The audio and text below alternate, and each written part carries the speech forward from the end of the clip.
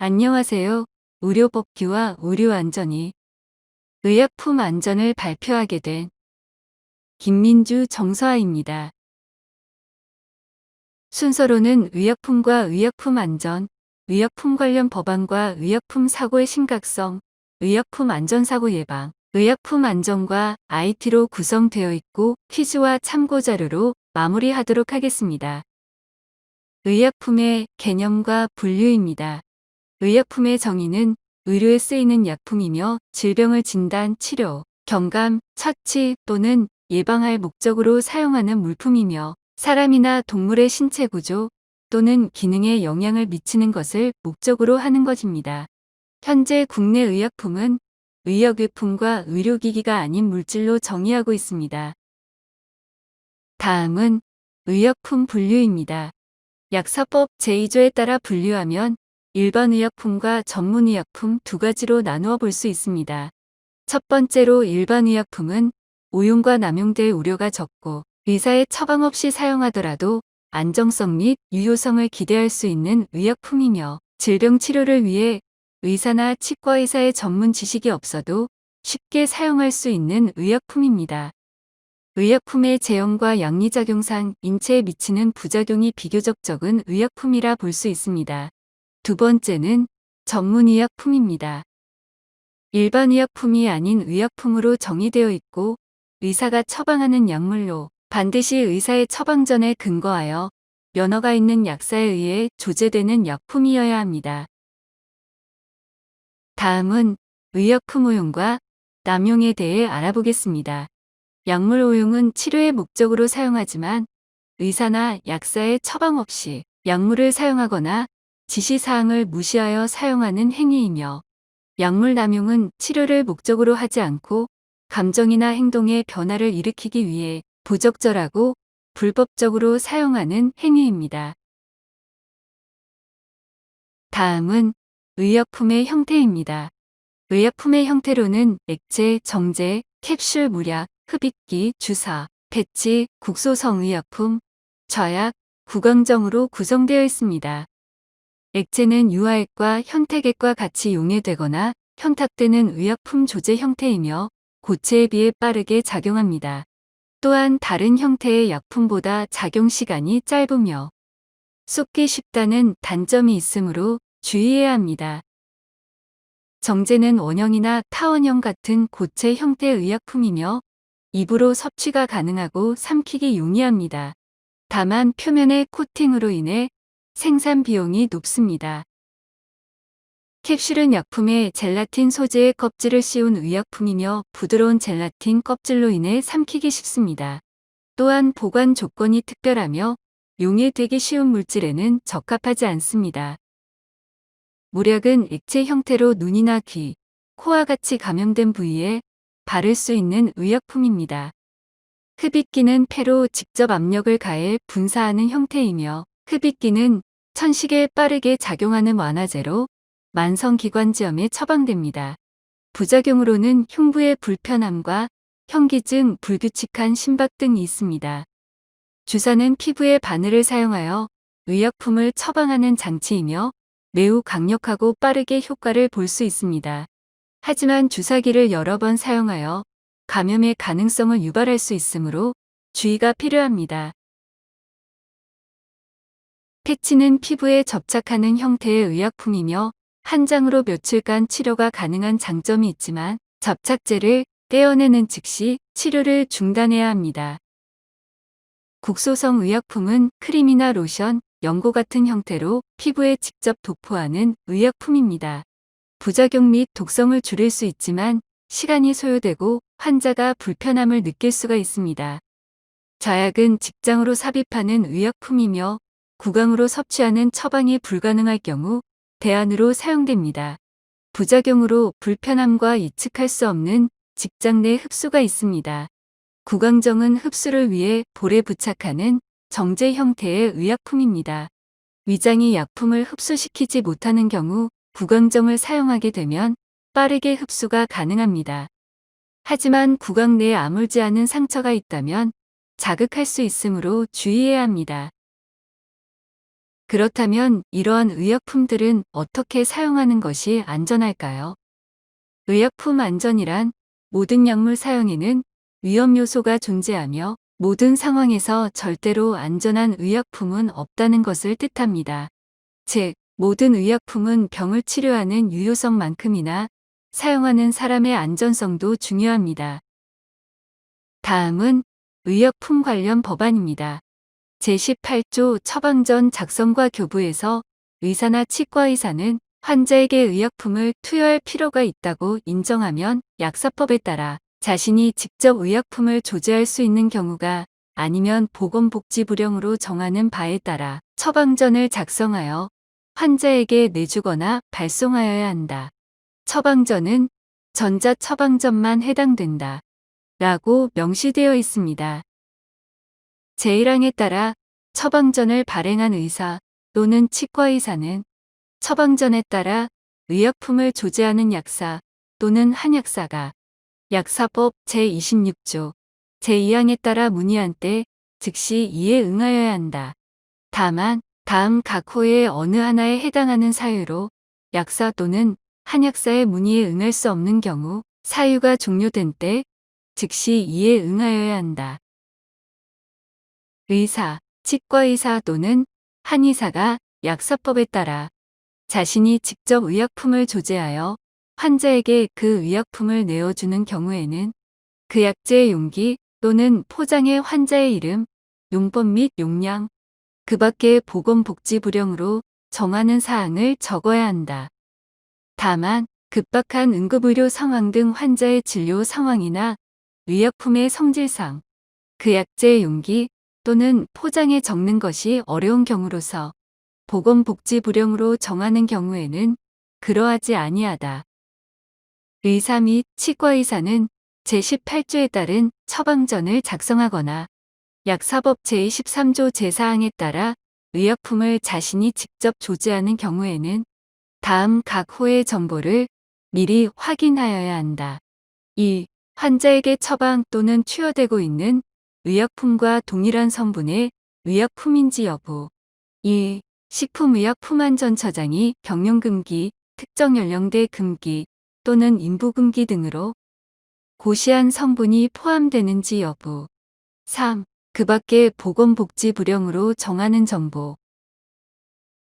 제1항에도 불구하고 의사 및 치과의사는 급박한 응급의료 상황 등 의약품 정보를 확인할 수 없는 정당한 사유가 있을 때에는 이를 확인하지 아니할 수 있다.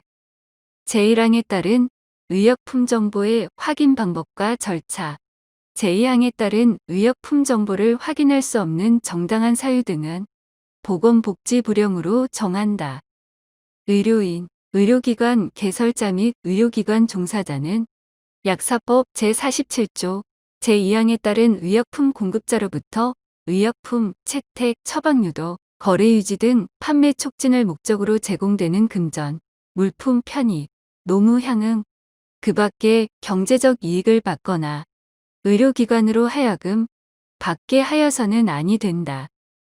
다만 견본품 제공, 학술대회 지원, 임상시험 지원, 제품 설명회, 대금 결제 조건에 따른 비용 할인, 시판 후 조사 등의 행위로서 보건복지부령으로 정하는 범위 안의 경제적 이익 등인 경우에는 그러하지 아니하다. 식품의약품안전처에 따르면 2019년 의약품 부작용 보고 건수는 26만 2,983건에 달한 것으로 나타났습니다.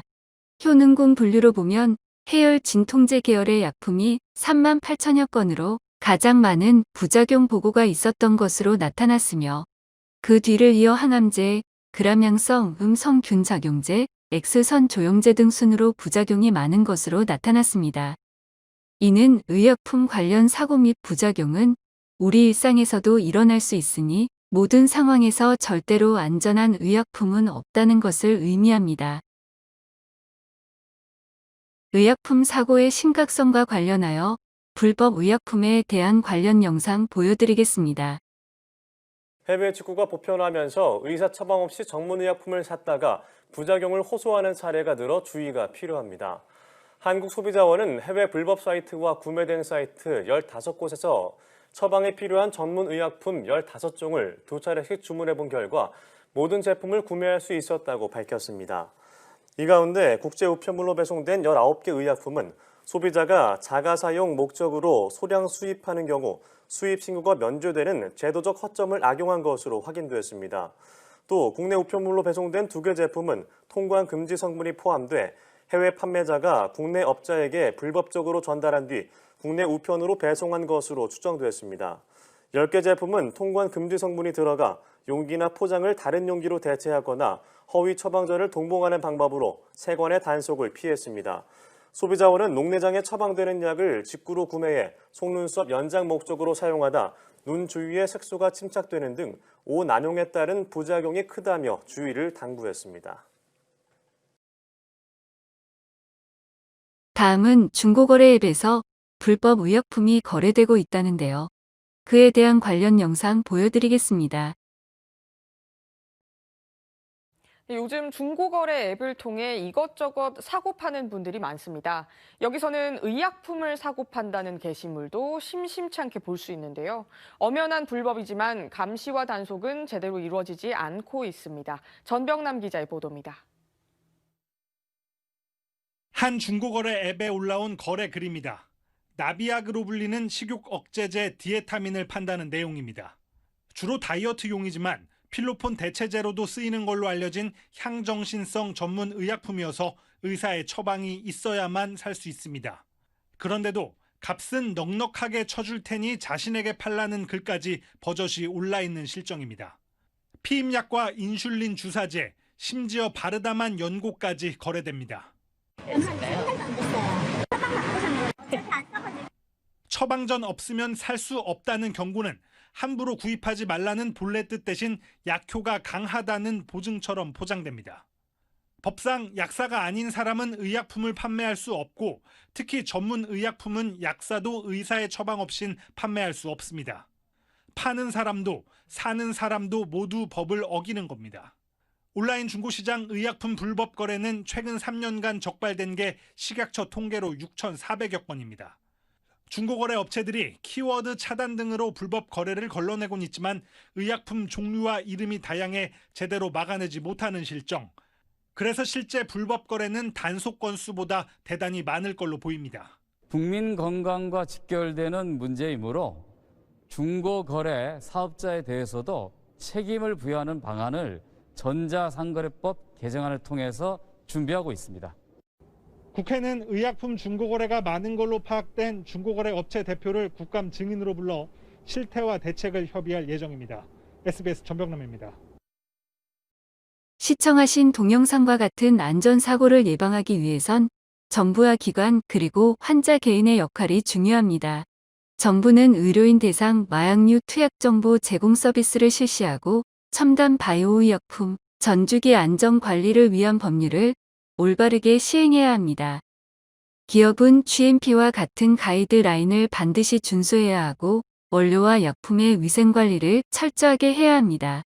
환자 측은 의약품 정보를 제공해주는 웹과 앱을 사용하여 약물의 오용 및 남용에 유의해야 합니다. 먼저 정부 측 예방관리 중 중점 추진 사항을 보겠습니다. 우선 의약품 등 안전관리 감시 및 사전 차단 체계를 구축하여야 합니다. 의약품 등의 기준 규격 마련 재평가 및 시험 방법의 재개정과 안전한 의약품 생산 기반 확립을 위한 표준 제조 기준을 마련해야 하고 제조소 GMP 감시 및 유통품질 관리 기준 운영 등 관리를 해야 하며 표시 기재 광고 모니터링 및 지도 단속을 해야 합니다. 다음은 의약품 등 안전관리 종합대책 마련 추진을 해야 합니다. 의약품 등의 안전 관련 법령 재개정 및 제도 마련을 개선해야 하고 제조 유통관리 기본계획을 수립 이행해야 하며 안전관리 지침 마련을 이행해야 합니다. 또한 제조업가 신고 등록 총괄 및 생산 실적 등 통계 관리를 해야 합니다. 다음은 선제적 안전 확보를 위한 연구 개발 및 검사 제도 선진화입니다. 식품의약품 등의 안전기술 개발 역량 및 개발 체계를 진단해야 하고 독성 정보 DB 구축 및 독성 물질 관련 정보를 제공해야 하며 시험 검사기관 지정 사후관리 및 품질 강화를 위한 교육을 지원해야 합니다. 다음으로 기업 측 예방관리 중 중점 GMP에 대하여 말씀드리겠습니다. GMP는 우수 의약품 제조 관리 기준으로 우수한 의약품을 제조하기 위하여 공장에서 원료의 구입부터 제조, 출하 등에 이르는 모든 과정에 필요한 관리 기준을 규정한 것으로 각 국가의 규제기관 및 국제기구는 자체적으로 GMP 가이드라인을 규정하고 있으며 이를 따르지 않을 시 의약품 등록에 불이익을 줍니다. 기업 측은 GMP와 같은 가이드라인을 반드시 준수해야 하고 원료와 약품의 위생관리를 철저하게 해야 합니다. 다음은 기업에서 의약품 관리가 제대로 이루어지지 않은 예시에 대한 영상입니다. 한 유명 제약사가 전문 의약품을 위생이 엉망인 천막에 며칠씩 보관해 놓은 것으로 YTN 취재 결과 드러났습니다. 습도와 온도 조절 장치도 없었는데요. 요즘처럼 무더운 날씨에 자칫 변질된 의약품이 유통된 건 아닌지 우려됩니다. 손효정 기자가 단독 취재했습니다. 한 제약사의 의약품 보관 창고. 바로 앞에 천막이 있습니다. 안에 들어가 보니 생리식염주사액 등 전문 의약품이 한가득 쌓여 있습니다. 한쪽 구석엔 거미줄이 쳐져 있고 바닥엔 하얀색 새똥이 가득합니다. 얼핏 봐도 관리가 엉망입니다. 새들이 살고 차도 들어가서 주차하고 여러 가지 좀 문제가 될 것 같아서. 의약품 보관과 유통을 위해선 식품의약품안전처 의약품안전규칙에 따라 더러운 곳에서 분리해 적정한 습도와 온도를 유지해야 합니다. 특히 실온 보관이 원칙인데 통상 실온은 1도에서 30도를 의미합니다. 천막 안 온도를 재보니 40도를 훌쩍 넘습니다. 전국 병원에 납품되는 의약품이 습도와 온도를 조절하는 설비가 없는 곳에 보관되고 있는 겁니다. 여기다가 체크를 해보니까 40도가 올라갔고 또 천막에다 대고서 했을 땐 44도인가 3박 4일 정도 여기에 있었다고 봐야죠. 제약사 위탁을 받아 창고를 관리하는 물류업체도 잘못을 인정했습니다. 실수한 건 맞아요. 근데 제가 인정을 안 하는 건 아니지만 식약처 허가를 받은 창고를 놔두고 굳이 천막에 의약품을 둔 이유는 뭘까? 업체 측은 택배기사들이 손쉽게 실어 나를 수 있도록 당일 출하 의약품에 한해 천막 안으로 옮겨놓았다고 해명했습니다. 보관하는 창고, 출하 작업하는 창고 안에 분리해야 되고 새벽에는 가져가야 되고 어떤 시각에 봤을 때는 조건이 좀 일탈되는 그런 데 보관하는 거 아니냐라고 할 수도 있고. 그러면서 천막에 의약품을 옮겨놓은 건 출하 과정에 해당해 식약처 규정의 적용 대상이 아니라고 주장했습니다. 보관의 관점과 아니면 출하의 관점에서는 문제가 없다고 판단하니까 그렇게 한 거죠. 식약처는 보관 기준을 어긴 곳에서 의약품을 오랜 시간 놔둔 것을 문제로 보고 있습니다. 또 40도가 넘는 곳에 의약품을 놔두면 변질 우려가 있다고도 지적했습니다. 기본적으로는 제품이 다 어느 단계에서나 유통에서는 보관 조건을 지켜야 한다고 보시면 될 것 같아요. 의약품 안전규칙을 어기면 식약처는 해당 품목에 대해 최소 1개월 판매 정지를 내릴 수 있습니다. YTN 손효정입니다.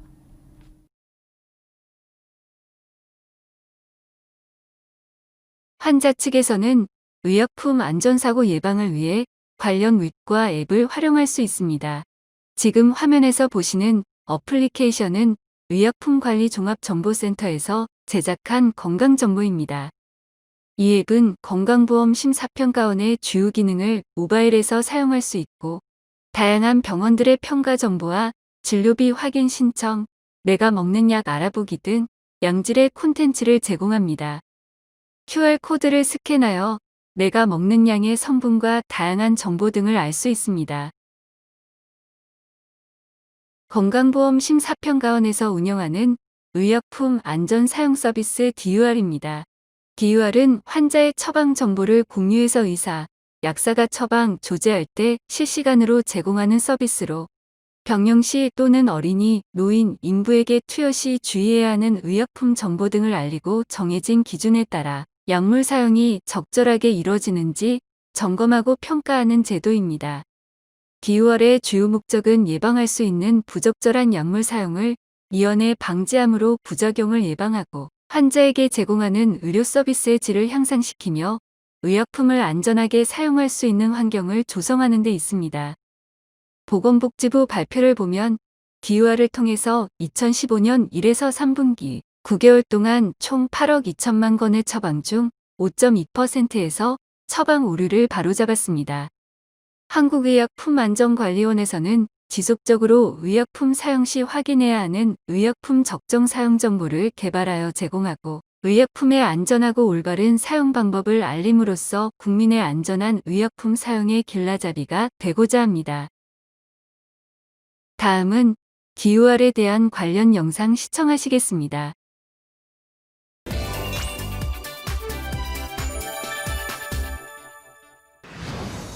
행복을 위한 계산. 사람들이 더하기만 생각하고 있을 때 건강보험 심사평가원은 빼기를 생각합니다. 건강한 빼기 DUR로 대한민국 모든 국민들의 걱정을 빼드립니다. 어떻게요? 함께 먹으면 부작용이 일어날 수 있는 약물을 빼드립니다. 다른 병으로 중복해서 처방받은 약물을 빼드립니다.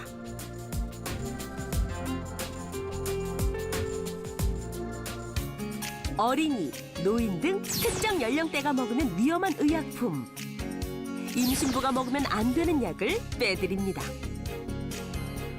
안전하지 않은 의약품도 빼기. 일일 최대 투여량을 초과하는 의약품도 빼기. DUR이 도대체 뭐길래 이렇게 똑똑한 뺄셈을 하느냐고요?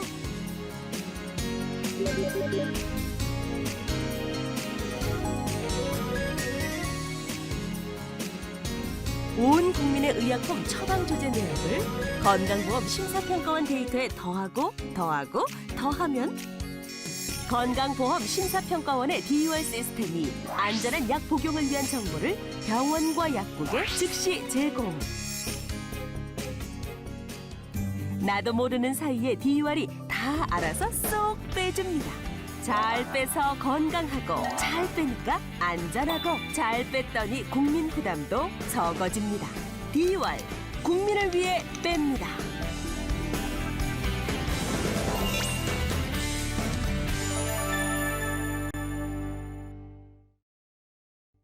다음은 IT 기술을 활용하여 의약품 안전사고 예방을 한 사례입니다. 모든 의사가 약물 처방 오류의 가능성에 노출되어 있는데 인공지능 기술을 도입하여 처방 오류를 진단하는 시스템이 도입된 사례가 있습니다.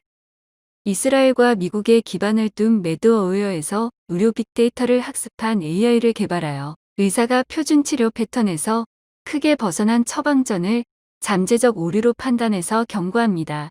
2018년 미국 내 4개 병원에 도입이 되어 성공하였고 높은 오류 탐지율을 기록했을 뿐만 아니라 잘못된 경고 발생률도 10% 미만이었습니다. 또한 클라우드 및 RFID와 같은 기술을 도입하여 전략 사업의 모델을 구축한 사례도 있습니다.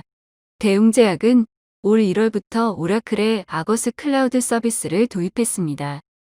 이 서비스는 의약품 개발부터 시판 후 약물 감시 활동까지 관련 정보를 클라우드 시스템을 통해 지속적으로 관리하고 국가별 기준에 맞게 최적화한 상태의 데이터베이스를 제공하는 소프트웨어로 이미 외국 제약사들은 의약품 안전 관리를 위해 도입 사용하고 있습니다. 2017년 가동을 시작한 한미약품 8탄 공장은 RFID를 이용해 의약품의 재고를 파악하고 적정 생산량 등을 관리하고 있습니다. 단순한 생산 관리뿐 아니라 의약품 사용 패턴과 연동해 생산량을 조절하면 의약품 관리로 인한 안전사고를 예방할 수 있을 것입니다. 이처럼 IT 기술의 발전은 의약품 안전사고를 예방하기 위해 많은 정보를 제공하고 있고 다양하게 활용되고 있습니다. 마지막으로 앞에서 배웠던 내용들을 퀴즈로 정리해 보겠습니다. 문제 1번.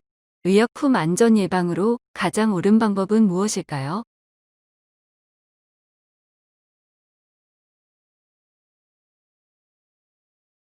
정답은 2번. 환자 측은 DUR 등을 이용하여 직접 약 성분을 검토하고 확인한다입니다. 문제 2번. 의약품의 개념과 형태에 대해 틀린 것은 무엇일까요? 정답은 5번입니다. 일반 의약품은 의사가 처방하는 약물로서 반드시 의사의 처방 전에 근거하여 면허가 있는 약사에 의해 조제되는 약품이다입니다. 영상을 제작하는데 참고한 자료의 출처입니다. 지금까지 의료법규와 의료안전, 의약품 사고에 대해 발표한 김민주 정서하였습니다. 감사합니다.